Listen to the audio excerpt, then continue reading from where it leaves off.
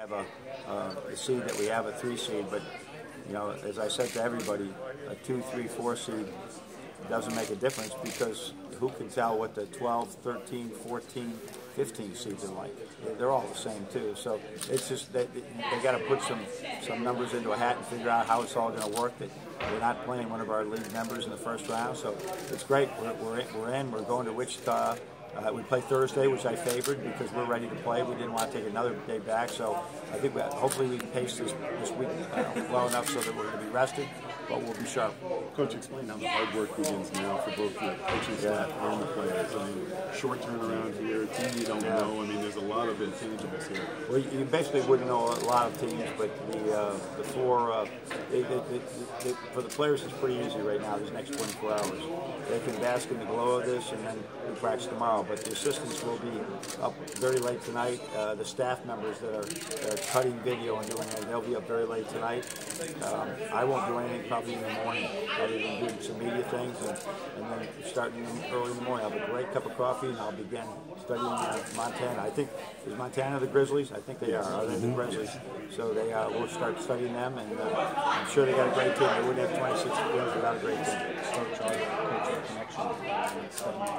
No, we don't. We do not in any way. So this happened, I think, a few years ago when we played the South Dakota Jackrabbits, and I knew very little about them, and we sort of had to figure some things out. I'm much more familiar with some of the other teams we could have played, but that doesn't mean anything. We'll get as ready as we can, but as I said, this team is there. If they won 26 games and they won that league, they must be pretty good. Coach, how much of the past experience of tournaments are rubbing off on your young guys going into this thing? And there's been a lot of talk, has there been? Yeah, I think that we have 3 guys plus Xavier who played last year, but the 3 guys that Muhammad and Duncan and Mo.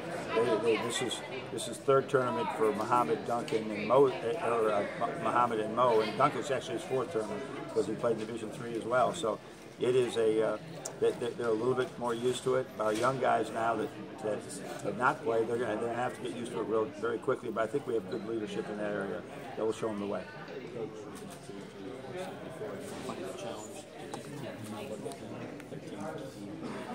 Yeah, I think you can explain it pretty easily to them that these seeds, as I just said, the other seeds don't make a difference. It's all about your matchup and maybe when you got done playing, can you the travel, all these things they have these little parts of. But the bottom line is everybody's got to go through that. And never been to Wichita before, and it'll be great just to go. I wish our fans were closer, but they'll find a way to get there. And it's just about, I know that people all over Michigan will be found, all our fans all over the world actually be following these games, even though they're in Wichita. Detroit was sitting there. It would have been really convenient. Yeah, it would have been really convenient for everybody. It would be great. I know they probably. I don't understand actually how they get the 2 and the 3 and who goes there. Because I remember. What was it, 13? We had both Michigan State and ourselves there. I think we were a 3 or a 4 seed. I don't know what they were. But they got a difficult job, so we were ready for anything.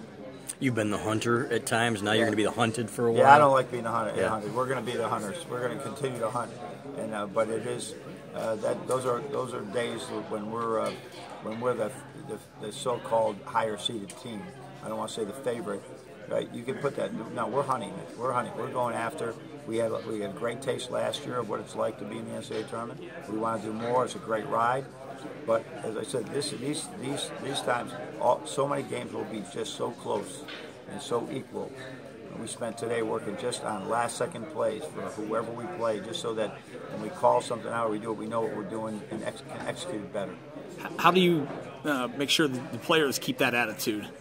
What can you do as a coach? Oh, don't worry. That's not. I mean, they'll see how we work, right? When we're playing Alabama and A&M, you can't tell the difference between the Alabama A&M prep and the Michigan State prep. I can guarantee you, we do the same amount of work on every single one. We have the exact same attitude. They're used to that. I don't think we have to worry about that. Did you take a look at the rest of the bracket at all, or do you allow yourself to do that? Not really. I just always saw that. I think maybe. One of the other teams was Houston or something. I don't know who's on that side. Okay. But I won't worry about those. Let my assistants do that. We'll get when the Montana game is over and we're fortunate enough to win. I'll probably ask who we play next. Right? But they'll have it ready. I don't know. They'll meet over there. I think that they'll probably talk it over there if anybody knows anybody. You know, maybe Luke's team might have played him at one time, but it may be whoever else we could be playing who knows something. You know, who coached against Calvin Sampson. Who was the other team? San Diego State. All right, so Dutch is a good friend, and you know, so they'll figure it out, and then we'll try and find a way to divvy it up. But most of the work will be with Montana. The other ones will be ready, but because you can live scout the other first round game. If we win, we'll be able to get enough information in time. Believe it or not, you're working really hard, but you're so used to patterns by this time of the year. It's, for the kids, they can sort of figure it out. The game is not that type of rocket science where you have to change a great deal. You just got to execute what you decide to do. Is it times like this where there's a bigger spotlight on the coaching fraternity? You just mentioned all the calls that go out to different guys and all that kind of stuff. I mean, is there a bigger intensity now in those ranks? Well, I think we have an obligation right now to continue to have the right image of our sport. If I stay here and bunkered in and won't talk with anybody, then we're not sending a really good message about what college basketball is all about and what coaching staffs are. Most of us are like. So I think we have an obligation there. But what I won't do right now is just a whole lot of, you know. I try to answer most texts. You know, any congratulations coming, they'll probably have to wait. I'll be all focused on Montana. You've said that these seeded teams like this, the 14s, are dangerous. And what makes them dangerous? Because they're good. I mean, I've been there, right? I think our Richmond team was a 14 seed when we beat South Carolina. They're good teams, and if you're playing at Montana, and we ever went there and played them and could get a win, it'd probably be a great quadrant one win probably. So they're good teams, and they usually got all juniors and seniors. I'd be surprised if they don't. They got guys that have been playing. They're playing all the time, and they're playing against Jordan Poole and Isaiah Livers. These guys are men. You know, probably maybe a JUCO or two, or just older guys. They're always dangerous because they don't lose guys like we do to the pros or to transfer. Coach, a week after the last game, how do you think your team looks?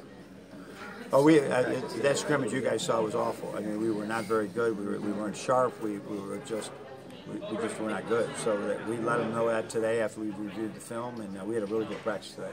So I know it's natural, but it's not acceptable. So we just will. They understand. That's one thing about this team. When we try and straighten things out, they get straightened out. They're pretty good at that. Are those scrimmages normally so competitive between the blue and the maize team? Yeah, they are. Yeah, they are. They usually like that, but the execution of both of them at times, and the defense of both of them at times, and the turnovers are things you never see in our game. So I didn't like any part of that. But it is natural. Handling prosperity is a lot harder than handling adversity, and we didn't handle that very well. No, I've never been to Wichita in my life. I probably don't think I've ever been. So I would assume we play where the Shockers play. That's what I'm assuming. So I'll know a lot more by tomorrow. So it's good. In the meantime, out at 7:30, got to watch the Des Moines Dolphins playing against St. Rose. 7:30. Watch a great Division II game. How was the game Friday? Yep, it was great. Yeah, they got out in front. They got out, and they won by 18. But it was good. It was a good game. It was a good game. Herbie was missing one of his best players got sick, and that helped it. It was a good game. When did you relax? About 2 minutes ago, I relaxed. I know it can happen. They play back-to-back days? Yeah, they play back-to-back, and then they play Tuesdays. Okay. So root for him. Do you get more nervous watching his games than your own? It's great, but it's very difficult for me just because you have the coaching, but you don't have the control. But it's great. It's great. I'm blessed. I'm sure you were asked, do you know anything about Montana? No. Nothing? Nothing. I'm trying to think where Wayne Tinkle used to coach. I think I played Montana or Montana State. It was Montana. Was he there? Yeah. So we played them when I was at West Virginia in a tournament, but it was many coaches ago. You know, this guy's like Travis. No. I'll try to know as much as I can. But we hopefully, I guarantee I will not be laughing. I will. This game will be taken. I know how good these teams are.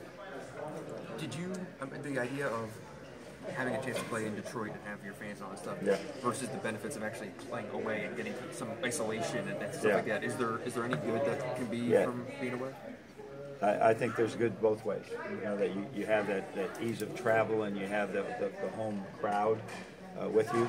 At the same time, that can be distracting with people wanting tickets and people, you know, being there and people trying. So it's you just take it either way it is and just go with it. The object is to go and survive and advance and keep trying to win. What's the idea of, you know, with the uniqueness of the week in between? Not trying to read too much into everything that these guys are doing every single day, or body language, all that Yeah. stuff. I mean, what's that kind of dynamic like? Well, I felt like I said the scrimmage the other day was not acceptable, but it was understandable given how we were you know, we were playing a game, we're playing against the other guy. They know all the plays, even though they're trying to get them. But there were still some things there that we have to run the floor better. We got to screen better. We got to do a lot of things. It wasn't good, but one thing these guys do is they adjust but they're just like everybody else. When you let down your guard with them a little bit, they'll shortcut a little bit, and that's our job, and that's what they like. Actually, they like it. So we had a great practice today. We spoke to them about that. Okay. All right. Thanks, Mo Coach. might set a real good screen on you.